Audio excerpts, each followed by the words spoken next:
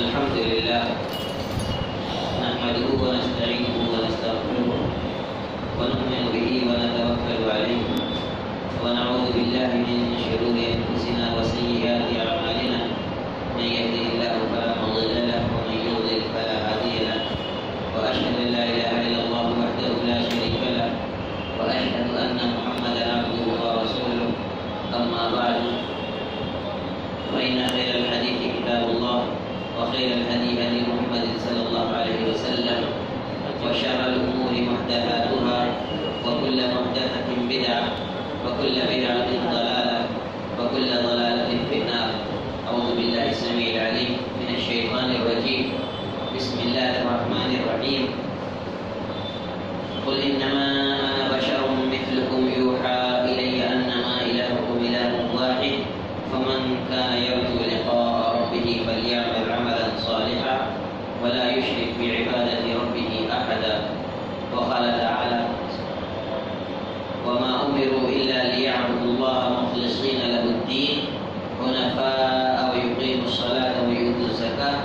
وذلك دين القيمة. وقال أيضا: وما تشاءون إلا أن يشاء الله. وعن عمر بن الخطاب رضي الله تعالى عنه قال: قال رسول الله صلى الله عليه وسلم: إنما الأعمال بالنيات وإنما لكل امرئ ما نوى فمن كانت هجرته إلى الله ورسوله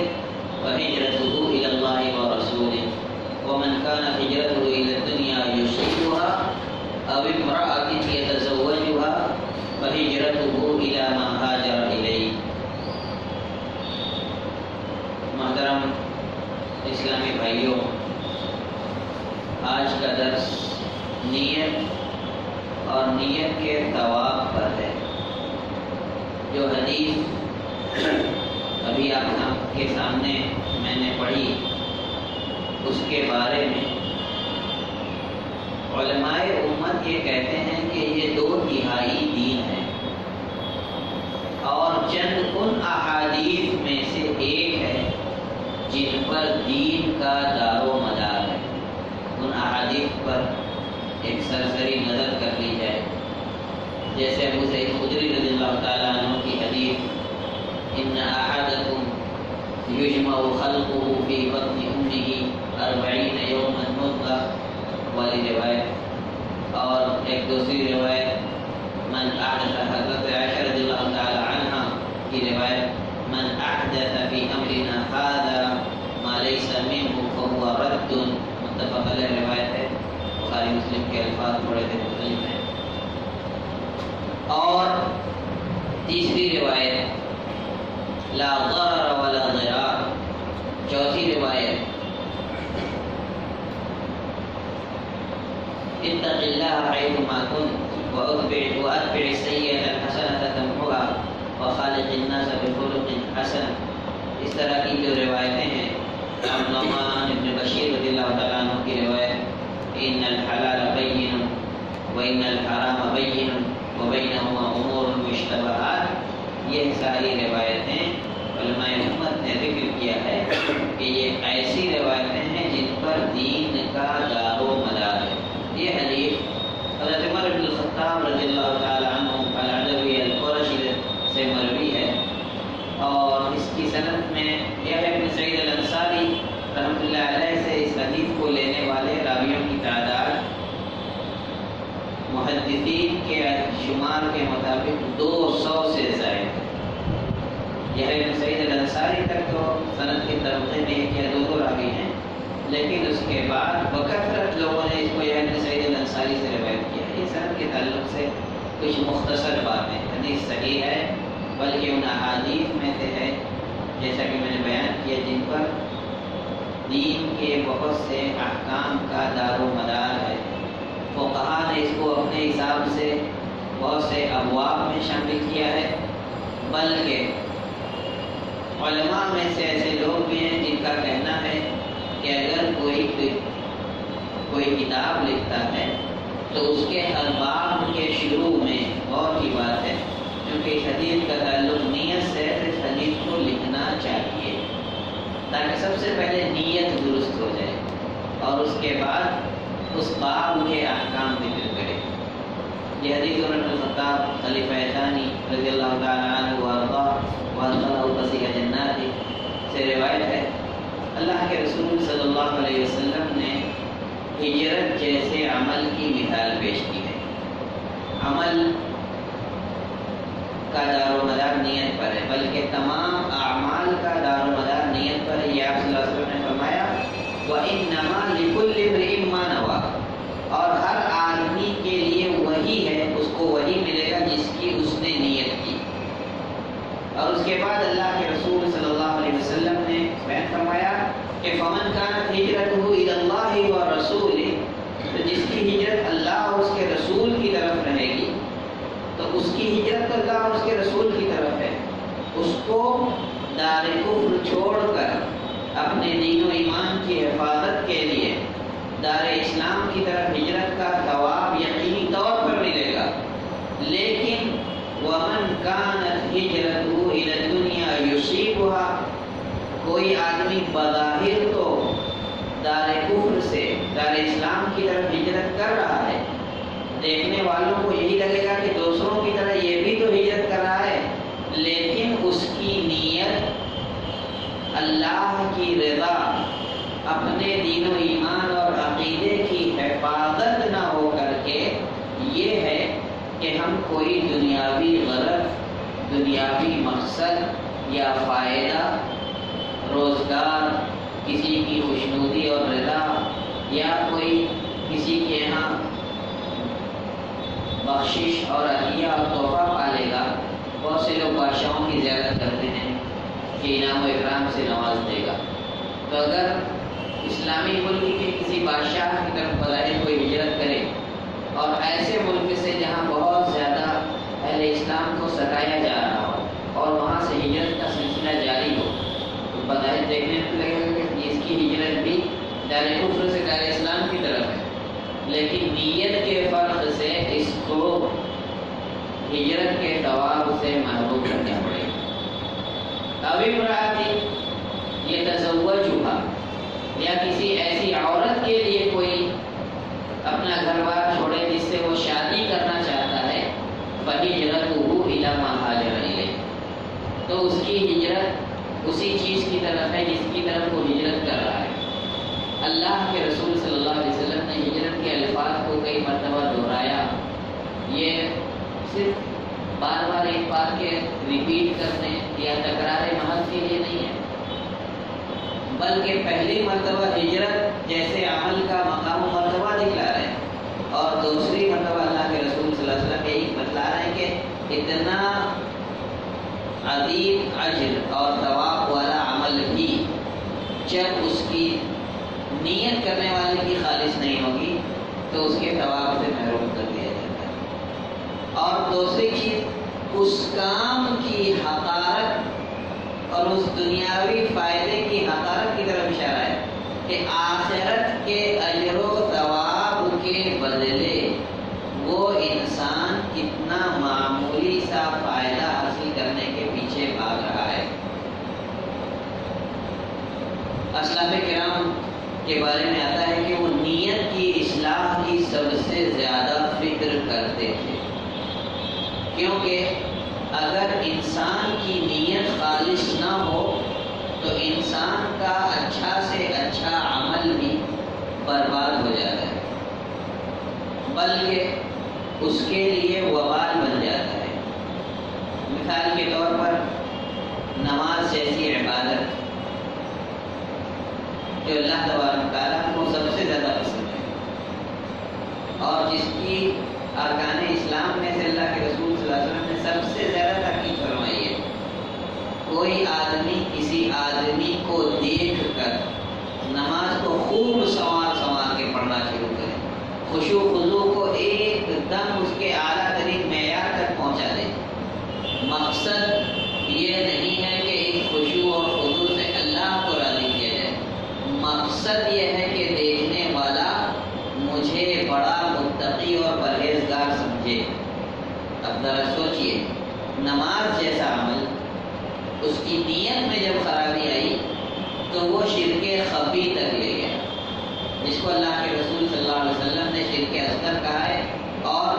سب سے زیادہ امت پر اس کا خوف ہے۔ اخوف ما اخاف علیکم الشرک الاصغر، قالوا وما هو یا رسول اللہ، قال الریا، آپ صلی اللہ علیہ وسلم فرمایا کہ ریاکاری ہے۔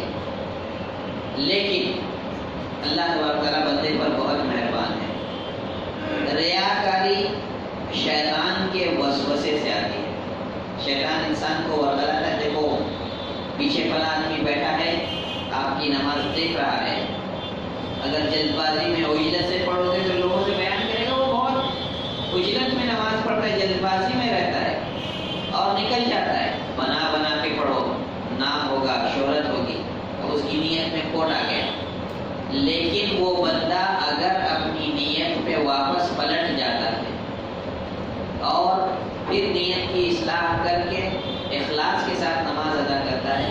تو اللہ تبارک و تعالیٰ جس چیز پر بندے کی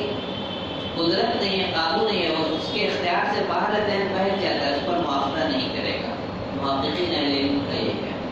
اس کو اس درمیانی تھوڑے سے وقفے کے لیے نیت میں خلل آ جانے کا اللہ تبارک تعالیٰ معاوضہ نہیں کرے گا انشاءاللہ۔ لیکن اگر کوئی انسان عمل ہی اسی لیے کرے کہ لوگ اس کو بڑا متقی اور پرہیزگار سمجھیں، بڑا مجاہد، بڑا صدقات و خیرات کرنے والا یا بڑا عالم سمجھیں، تو مکمل حدیث قیامت کے دن 3 اشخاص کو لایا جائے گا۔ ایک بہت بہادر باہمت انسان، اللہ کے راستے میں اس نے بڑا جہاد کیا ہوگا، پوچھا جائے گا تم نے اللہ کے راستے میں جہاد کیا کس لیے، اپنی جان گنوائی کس لیے؟ اللہ تبارک تعالیٰ سے ہو سکتے کہ اللہ اس لیے کہ تیرے دین کے کلمے کو سربلندی حاصل ہو، مقام حاصل ہو، اس کو دنیا میں عزت اور شوکت ملے، تیرے کلمے کا نام اونچا ہو۔ اللہ تعالیٰ کہے گا کذب، جھوٹ کہہ رہا ہے تو قاتلتا لیقال انہ جری اور شجاع، تم نے اس لیے جہاد کیا کہ تیرے بارے میں کہا جائے کہ تو بڑا بہادر ہے۔ فقط قیل، کہہ لیا گیا مجھے دنیا میں۔ فَصُعِبَ بِهِ عَلَى وَجْهِهِ فِي النَّارِ، پھر اس کو اس کے چہرے کے بل گھسیٹ کر جہنم میں ڈال دیا۔ ذرا غور کیجیے، اللہ کے راستے جہاد کر رہا ہے، اپنی جان گنوا رہا ہے، لیکن نیت میں فتور ہے، اخلاص نہیں ہے، تو اللہ تبارک و تعالیٰ ایسے شخص کو اس کی ریاکاری کے نتیجے میں جہنم میں ڈال رہا ہے۔ دوسرے شخص کو لایا جائے گا، علم حاصل کیا ہوگا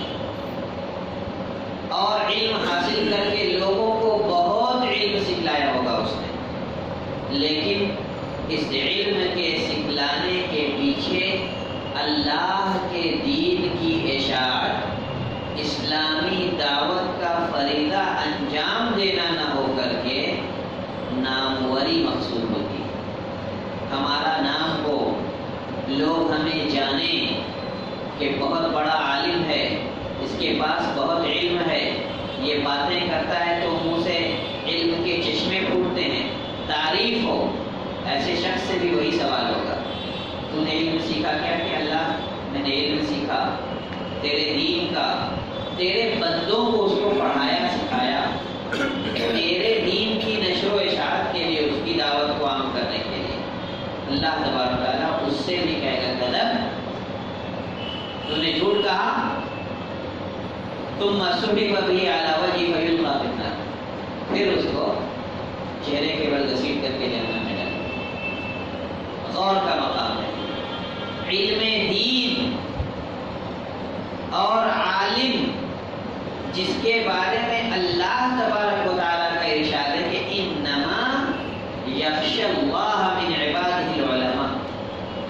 کہ اگر بندوں میں سے واقعی اللہ کا خوف کوئی کھاتا ہے تو یہ علماء کی برادری ہے۔ اللہ دین کے علماء جو ہیں عالم حضرات، وہ اللہ کا خوف کھاتے ہیں۔ تو اگر عالم ہوگا تو اللہ کا خوف کھائے گا، ریاکاری اور نمود سے خود کو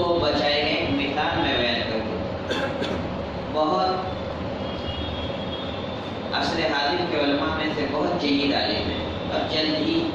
چند سال پیچھے ان کی وفات ہوئی ہے، محمد المختار الشنقیطی۔ انہوں نے کہا کہ بچپن میں مجھے ادب اور زبان پر دوسروں سے زیادہ قدرت تھی، میں پڑھنے میں دوسروں سے زیادہ فائز تھا، تیز تھا، پڑھنے میں اپنے ساتھیوں سے تیز تھا۔ تو میں نے کوئی ایک کتابچہ منظومہ نظم کی شکل میں شعری انداز میں لکھا تھا، اس نے اخلاق اور ادب پر، اور نیت یہ تھی کہ اپنے ساتھیوں پر اپنے کو اونچا ثابت کروں، اپنی بڑائی جتلاؤں۔ تو کہا پھر جب میں نے اصلاح نیت کی باتیں پڑھی کہ نیت کی اصلاح ہونی چاہیے، یہ کتاب اگر آپ نے لکھی ہے تو امت کے فائدے کی نیت ہونی چاہیے، صدقہ جاریہ کی نیت ہونی چاہیے کہ میرے رہتے جی بھی لوگ پڑھیں گے اور مرنے کے بعد بھی لوگ اس سے فائدہ حاصل کریں گے، تو میری نیکیاں مرنے کے بعد بھی بڑھتی رہیں گی، جاری رہیں گی۔ کہا انہوں نے، غور کی بات ہے کہ میں نے اس کتابچے کو زمین میں دفنا دیا،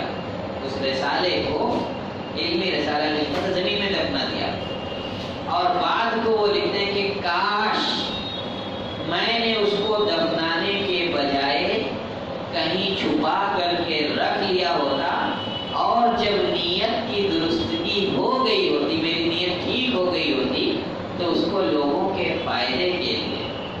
علم کو پھیلانے کے لیے منظر عام پھیلاتا، اپنی بڑائی ثابت کرنے کے لیے نہیں۔ تو پہلے نیت کی اصلاح کا کام تو کیا، لیکن چونکہ علم دفن ہو گیا، اس کا ملال بھی تھا، تو علم کو چھپانا بھی نہیں چاہیے۔ امت کو علم چھپانے کا بھی نقصان ہوا ہے، سب سے زیادہ طب کے میدان میں۔ ڈاکٹر صاحب یہاں بیٹھے ہیں، حکما جو تھے پرانے حکیم حضرات، انہوں نے، اب وہ اللہ جانے کس لیے،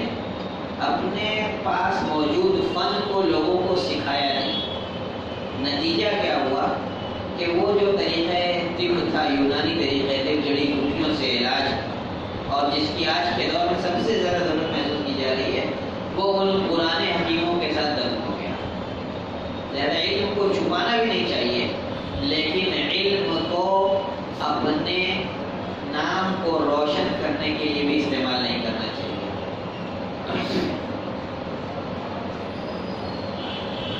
علم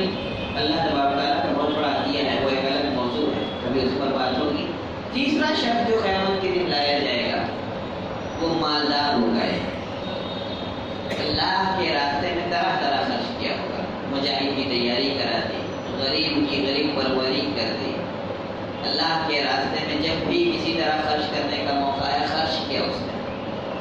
اس کو بھی پیش کیا جائے گا، پوچھا جائے گا مال دیا تم نے کیا کیا؟ اللہ تیرے راستے کے کوئی راستہ نہیں بچا جس میں خرچ کر سکوں، میں نے ہر موقع پر خرچ کیا تیرے راستے میں، اس لیے اللہ تاکہ تو اس کا اجر و ثواب دے، کہا نا تو نے اس لیے خرچ کیا، کہا جائے بڑا سخی و فیاض ہے، بہت ہاتھ کھول کر لوگوں کو دیتا ہے، دنیا میں تجھے کہہ دیا گیا، اس کو بھی چہرے کے بل گھسیٹ کر جہنم میں ڈال دیا، نیت خالص نہ ہونے کی وجہ سے۔ اسی لیے اللہ کے رسول صلی اللہ علیہ وسلم نے نیت، اور اللہ تبارک و تعالیٰ نے بھی اخلاص کا مطلب ہے عمل پورے جس کام کے لیے آپ قدم اٹھا رہے ہیں اسی پر رہیں۔ اگر عبادت اللہ کے لیے کرنی ہے تو عبادت میں اخلاص نہیں ہوگا تو وہاں شرک آ جائے گا، اور اللہ تبارک تعالیٰ فرماتا ہے کہ میں بہترین شریک ہوں، میں بہترین شریک ہوں، کس لیے اللہ تبارک تعالیٰ فرماتا ہے؟ جس نے میرے لیے کیے جانے والے کسی عمل میں کسی کو شریک کیا، تو عام طور سے پارٹنر اپنا حصہ لے کر کے نا دوسرا کا حصہ چھوڑتا ہے، پرسنٹیج طے کرتا ہے، اچھا 40/60 کے ہو تو 40 میرا مجھے دے دو، 60 لے جاؤ اپنا، میرا 60 آپ کا 40 تمہارا 60 دے تو 40 لے جاؤ۔ اللہ تبارک تعالیٰ فرماتا ہے میں بہترین شریک ہوں، جس نے کوئی عمل ایسا کیا جس میں میرے ساتھ کسی کو شریک کیا، میں اس کام کو اپنے شریک کے لیے کر دیتا ہوں، اس کام سے اپنا ناطہ مکمل ختم کر لیتا ہوں، اور ثواب ثواب دینے والا اللہ تبارک تعالیٰ. کام دین کا ہے، نیت خالص نہیں ہے، اللہ کے ساتھ کسی کو شریک آپ نے ٹھہرا لیا، اللہ تبارک تعالیٰ نے وہ کام اپنے شریک کے لیے کر دیا، یعنی اس کا ثواب آپ کو نہیں ملنا اور شرک کا گناہ آپ کو بے شک ملنا. لہذا نیت کی اصلاح بہت ضروری ہے. نیت کے تعلق سے بہت واسع بات ہے. امام بخاری رحمۃ اللہ علیہ نے اس حدیث کو خطبہ مسنونہ کی جگہ پر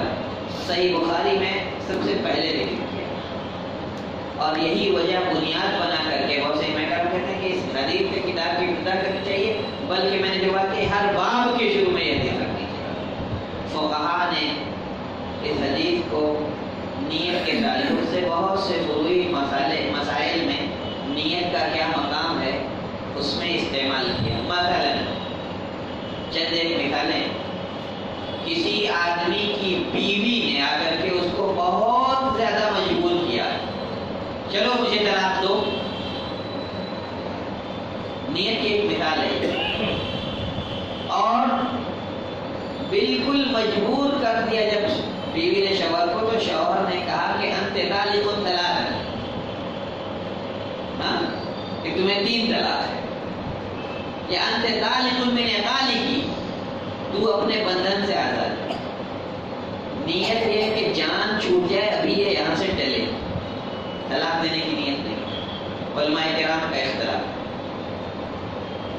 لوگوں نے کہا ایسے موقع پر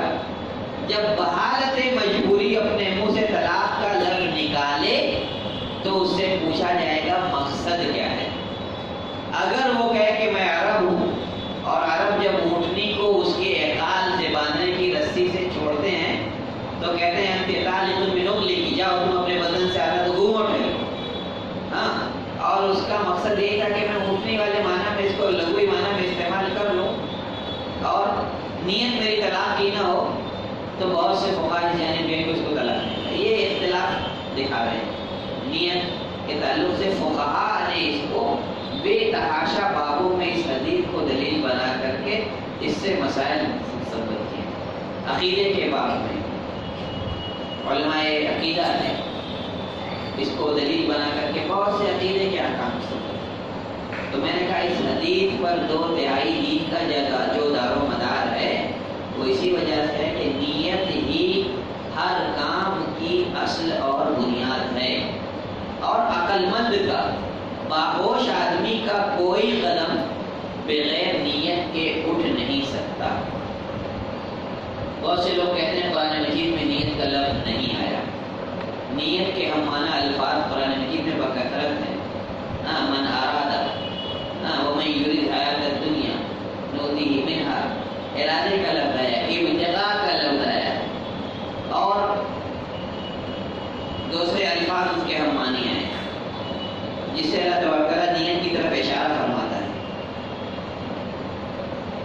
نیت عبادات میں منہ سے بولنا صرف ایک جگہ اللہ کے رسول صلی اللہ علیہ وسلم سے ثابت ہے، اور وہ ہے تلبیہ پکارنے کے وقت. جب آپ حج یا عمرے کا تلبیہ پکارتے، لبیک کہتے حج یا عمرے کے لیے، تو اس وقت آپ زبان سے لبیک حجن یا لبیک عمرتن فرماتے. امام مجاہد رحمۃ اللہ علیہ سے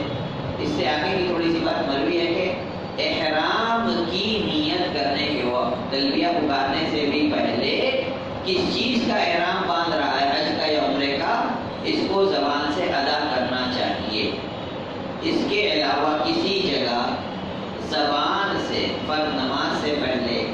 یا فرض روزے کی نیت کرنے کے لیے نیت کا ثبوت علماء سلف میں سے کسی کے یہاں نہیں. بعض متاثرین شافعیہ اور مالکیہ وغیرہ نے اس پر بحث کی ہے، لیکن قدمائے مذہب ان کے یہاں بھی زبان سے نیت کے قائل نہیں. اب اگر آپ مثال کے طور پر گھر سے مسجد آنے کا ارادہ کرتے ہیں تو آپ کے ذہن میں ایک بات ہے کہ نہیں کہ ہمیں گھر سے نکلنا ہے مسجد جانا ہے، بے ارادہ آپ کا قدم اٹھ نہیں سکتا. یہ جو آپ کے ذہن میں ایک کام کا خاکہ بنا، پلاننگ بنی، پروگرام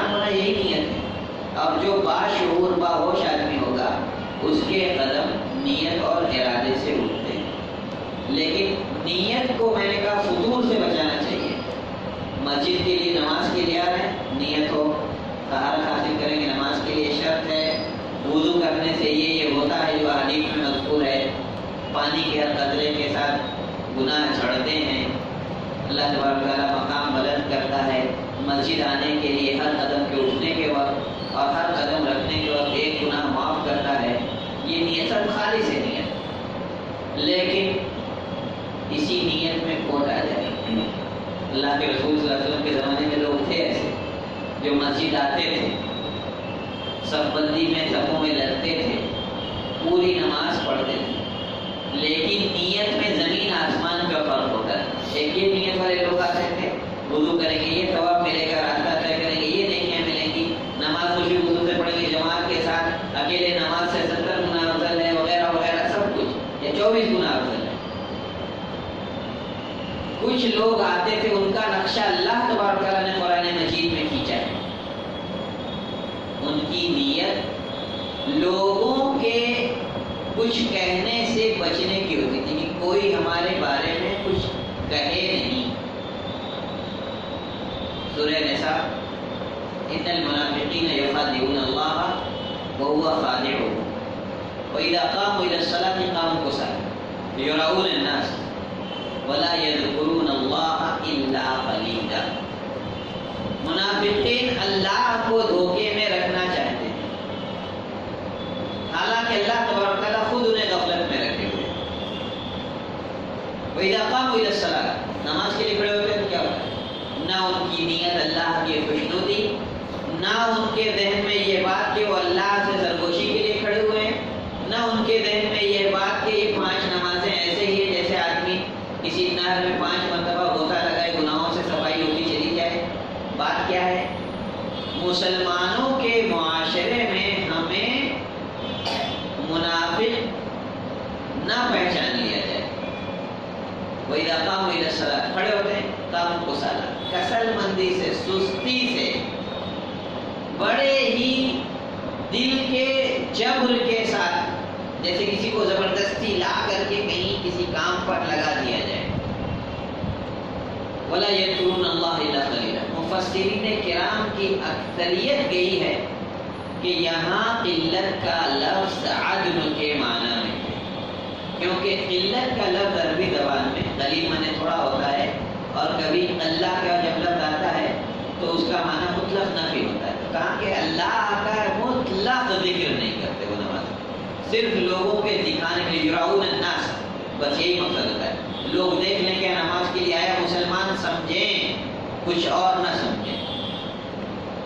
اور اگر موقع مل جائے تو سب سے زیادہ اذیت مسلمانوں کو ان کی طرف سے یہ ان کا رویہ تھا شیوا تھا تو جب ریاکاری آ جاتی ہے تو نیت یہاں جاتی ہے اس لیے نیت کی اصلاح کرتے رہنا چاہیے اور نیت پر اللہ تبارک و تعالی آدمی کا عمل شروع ہونے سے پہلے ثواب دینا شروع کر دیتا ہے اللہ کے رسول نے فرمایا جب آدمی کسی کام کا ارادہ کرتا ہے کسی نیکی کا اور کا مقام ہے اللہ بندے کو کتنا نوازنا چاہتا ہے بندہ پیچھے بھاگ جاتا ہے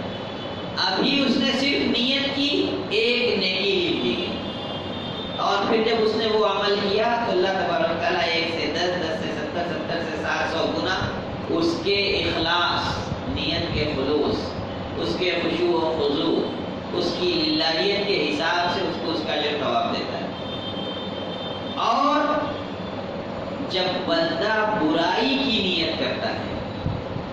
اللہ تبارک و تعالیٰ کرامن کاتبین سے کہتا ہے رک جاؤ گناہ اس کے نامہ اعمال میں مت لکھو یہاں تک کہ بندہ اس برائی کو کر نہ لے اور جب کر لے تو ایک گناہ اور اگر ارادہ کرے گناہ نہیں لکھا گیا اور پھر اس برائی کو انجام نہ دے اللہ تبارک تعالیٰ کہتا ہے کہ اس کے لیے نیکی لکھو کیونکہ یہ ایک برائی سے اپنے آپ کو بچا لے گیا ایک برائی سے اپنے آپ کو بچا لے گا اور برائی سے بچنا نیکی ہے لہذا ضرورت اس بات کی ہے کہ ہم اپنی کرتے رہیں، جو بھی کام کریں بندہ اگر نیت درست رکھے تو اس کا ہر عمل نیکی کا مقام پاتا ہے۔ سونا ہے، بہت سے لوگ سستی مٹانے کی نیت کر کے سو جاتے ہیں، نیت جائز ہے، غلط نہیں ہے، ثواب کچھ نہیں ملا۔ ایک دوسرا آدمی ہے، ظہر کے بعد اس کو 1 گھنٹے کا وقت ملا، مثال کے طور پر کہتا ہے 1 گھنٹے بعد عصر ہو جائے گی، تھوڑا سا بدن کو چست درست کر لیں، پھر اللہ کی عبادت کے لیے اٹھیں۔ دونوں کی نیت کا فرق دیکھو، اس بندے کو اس کی نیت کا اجر اور ثواب مل رہا ہے، لہٰذا نیت درست رکھنے کی ضرورت ہے۔ نیت میں فطور نہیں آنے کی دینا چاہیے، اور ریاکاری کسی دین والے کام میں جو عبادت کا کام ہو اس میں ریاکاری سے بچنا چاہیے۔ اسلاف ہمارے جو تھے بزرگان، صحابہ کرام، تابعین کرام، ائمہ کرام، وہ بہت سے اعمال مسجد میں صرف اس لیے انجام دینے سے کتراتے تھے کہ لوگ اس کو دیکھ لیں گے اور میری نیت اس درجے کی نہیں رہے گی جو اس عبادت کو میں چھپا کر کے کرتا تھا، تب رہتی ہے، نہیں انجام دیتے۔ لہذا اپنے اعمال کو خلوص اور للہیت کے ساتھ صحیح نیت سے انجام دینا چاہیے، اور اللہ تبارک تعالیٰ سے ہمیشہ اس بات سے پناہ مانگنا چاہیے کہ ہمیں شیطان ہماری نیت میں ورغلا کر کے کھوٹ پیدا کرے، اور ہمیشہ ہر قدم کو اٹھانے سے پہلے نیت درست کر کے اور اس عمل کے تعلق سے یہ غور کر لینا چاہیے کہ کیا یہ عمل اللہ کی رضا اور خوشنودی کا ہے یا اللہ کی ناراضگی اور غصے کا ہے۔ اور جب آدمی یہ چند باتوں کا خیال کر لے گا تو اس کے سارے کام اللہ کی رضا اور خوشنودی کے لیے اٹھیں گے، اس کو اس کی نیت کی درستگی کا ثواب ملے گا، اس کے اعمال کے اخلاص کا ثواب ملے گا، اور اس کی دنیا اور آخرت دونوں سنور جائے گی۔ اللہ تبارک تعالیٰ ہمیں اصلاح نیت کی توفیق عطا فرمائے، نیت کے صحیح مفہوم کو سمجھنے اور اس کے مطابق اپنے اعمال کو ڈالنے کی توفیق عطا فرمائے۔ جب تک یہ جانے پانی میں زندہ رکھے، ایمان اور اسلام کے ساتھ رکھے، اور خاتمہ بھی ایمان